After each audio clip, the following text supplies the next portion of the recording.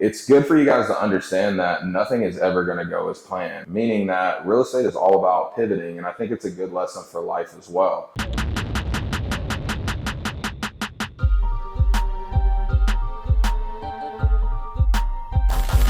What's up, guys? Welcome back to the channel. My name is Derek, aka Flippingahouse. And if you're new here, we talk real estate, financial literacy, and just how to get better. But today we're in the field again. We're actually at one of our latest projects here in the historic 5th Ward of Houston. And as you guys know, we've been going heavy on Airbnb, but today I'm actually going to be talking to you guys about why we are getting away from that business model. I know you guys have probably seen a lot of titles talking about Airbnb bust and all the changes that have been going on with that business model. And today I'm going to break down why we are shifting away from that model and how it's been for us as we've been doing Airbnb for a little over a year now. So I'm going to talk about some of the results, the good things that we've seen, and some of the bad as well. So stick around, it's going to be a good one. So I think it's a great place to start right here, figuratively and metaphorically in the weeds, right? As you guys know, I have a good friend named TJ. I've done some videos with him, and he really helped me get excited about Airbnb and the possibilities of what it could bring. So as you guys know, Ben and I have been purchasing heavily in 5th Ward. Over the last 2 years, we've purchased 2 different sets of duplexes. We purchased 4 homes on owner finance, and then we also have some new build projects going on that I'll be showing you guys in some later videos. But once I have an idea, guys, and I'm ready to decide on what I want to do, I make that decision and I move forward. And that's what we did. And immediately we started buying properties. So as you guys remember, the Twins, that was our first property that we bought, and they were very similar to these homes. However, they were shotgun style and they were around 700 square feet.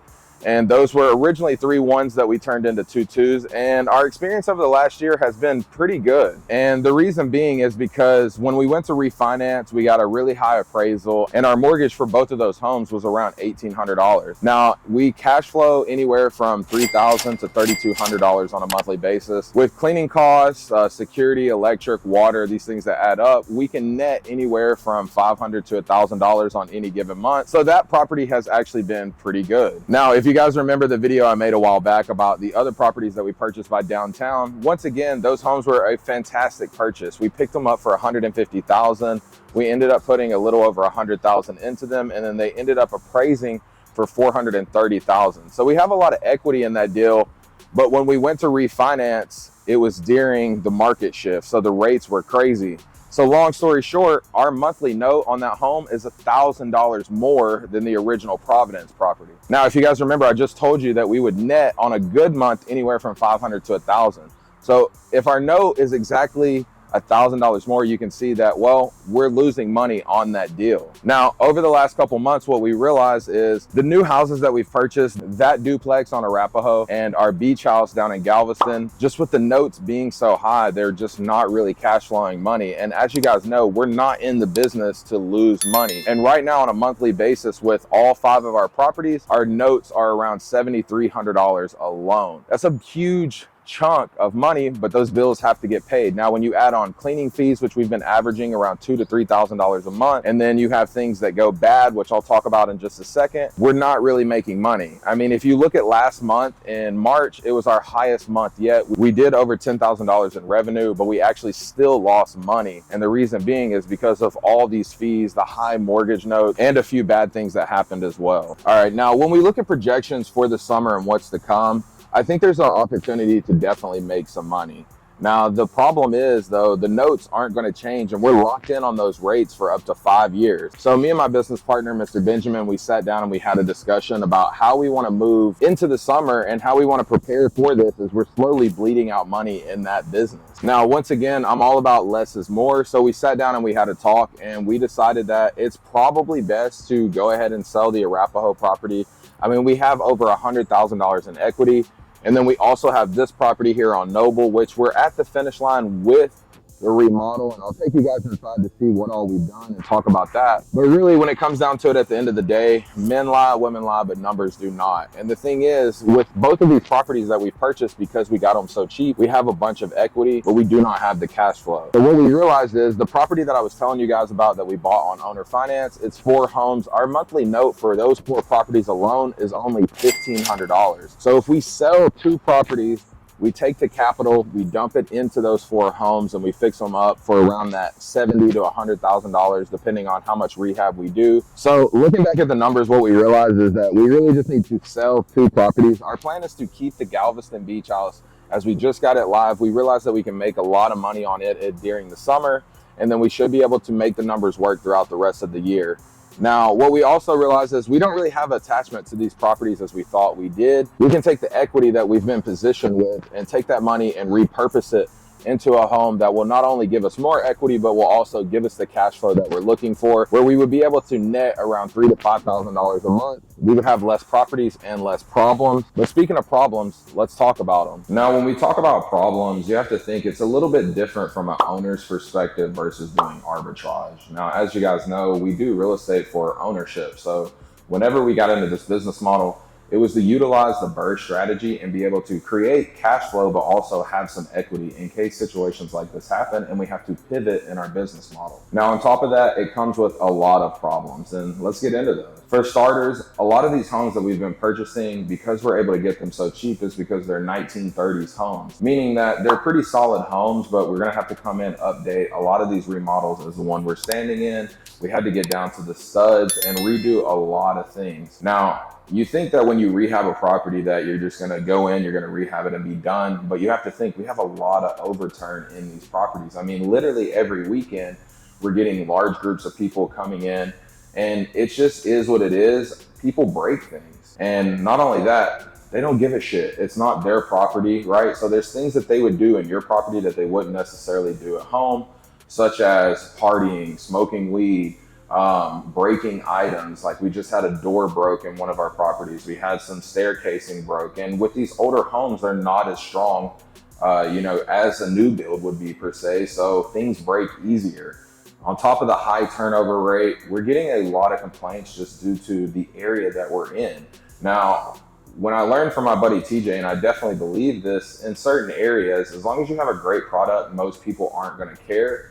But I don't know what it is. Recently, we've had a lot of complaints just about the area, just because it is a very gentrifying part of the city, but we do have a wonderful product. Now, when you think of safety and things like that, it's very important for Airbnb, and a lot of our reviews are great, but it's still addressing the neighborhood that things are bad. It's an overturning neighborhood, and it is what it is. It's just part of our investment strategy that we decided to choose. Now, this is why I mentioned to you guys that we're going to be keeping some properties that are in better areas, such as the houses that we bought in owner finance. Those homes are surrounded by complete new builds, so that area is already overturned.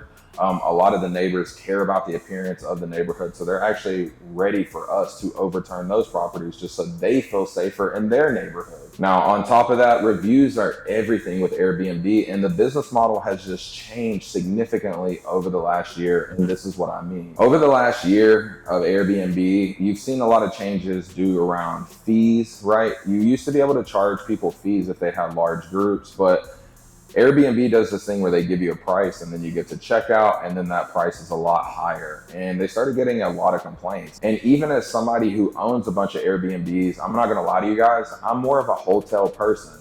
Now, if I'm traveling with a large group of people, you definitely wanna get an Airbnb or VRBO and have a big house with space. But as a person who usually just travels with my girl or my kids, me personally, I prefer a hotel. There's usually a lot better amenities. On top of that, I feel safer.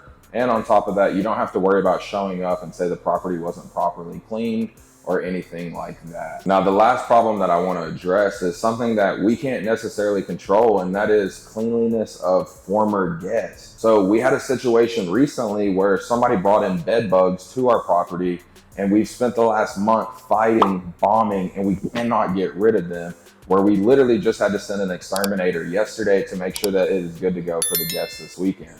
Now, I know what you're thinking, this is probably cleanliness on our part, but it's not at all. Our cleaner actually manages over 50 Airbnbs in the city, and she has a very top standard of how things are supposed to be presented and cleanliness. We get timestamp photos and everything, but these are still things that you cannot control because you don't know how guests leave. We had a complaint recently from a guest talking about ants, and then come to find out, she was like, it was probably due to the fact that I left open meat on the counter and left snacks and food out. And even though this is a bad reflection on us, these are things that we can't control because the guests cause these problems. And I'm all about taking ownership of the situation, but there's literally certain things that you can't control. And with that, we're having to make changes that work for us and our business model. Now, with real estate in the last 6 months to a year, I've told you guys there's been a lot of changes with Airbnb, but there's just been a lot of changes in the real estate market in general. We started out 2022 in one of the hottest markets that we've probably ever seen in a real estate cycle, to the end of the year ending with some of the highest interest rates that we've seen since the 80s. Now, with that, it's caused Ben and I to really focus in on what we want to spend our time on. And also, we've taken some losses that's made us recalibrate and understand what we want to put our focus to. Now, with that being said, flipping has been really good for us. Towards the end of the year, we made some bad purchases and we lost a lot of money, which I'm going to address in another video. But my point being is it made us look at our buying criteria and what makes us the most money. And since we've refined and really honed in on what that buy box looks like, all of our deals that we've bought in 2023 have been $30,000 to $60,000 spreads that will happily make up for the losses.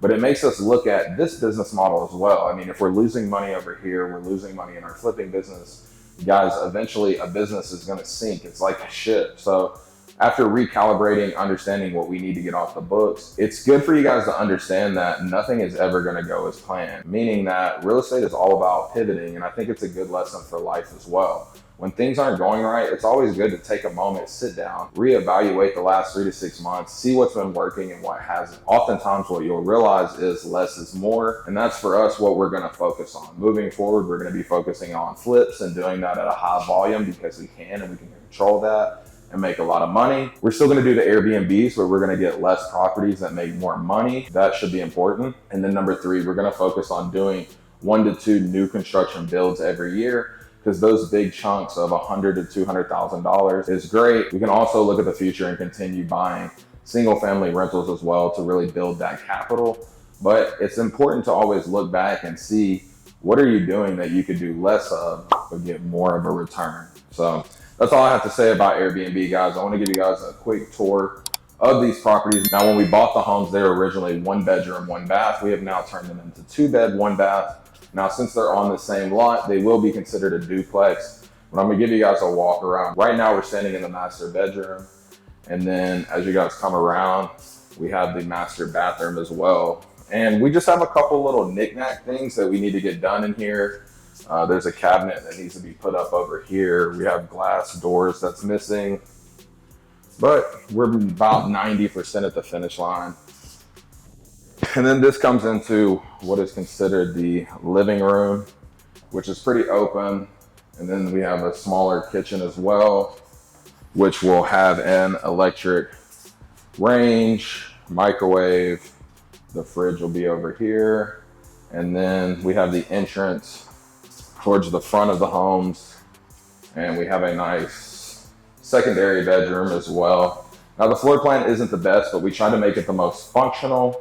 And I do believe with the amount of money that we've put in, you guys can see we always deliver a wonderful product. So regardless, we're all in around 220 on these homes. They should sell in the low to mid 300s, but anything above 300 I'll take just to get it off the books. Like I said, we have another 5,000 to 10,000 to spend on the outside of the homes, but we'll get that looking good as well. But I hope this video has been beneficial for you guys as you understand why people like myself who even own Airbnbs are starting to get out of the business and shift their focus. I think it's one of those things that comes in and it's like a shiny object and it always seems better. And I think we'll get it back profitable for sure. But in the meantime, we really need to reassess, get the bad deals off the books and put our money where it's going to make us more money. But I hope you guys enjoyed this video. If you haven't already, make sure you like, subscribe, turn on post notifications because I'm dropping videos every single week. And if you're not already, make sure you're following me on Instagram and TikTok as I drop daily content there. Until next time, guys, peace.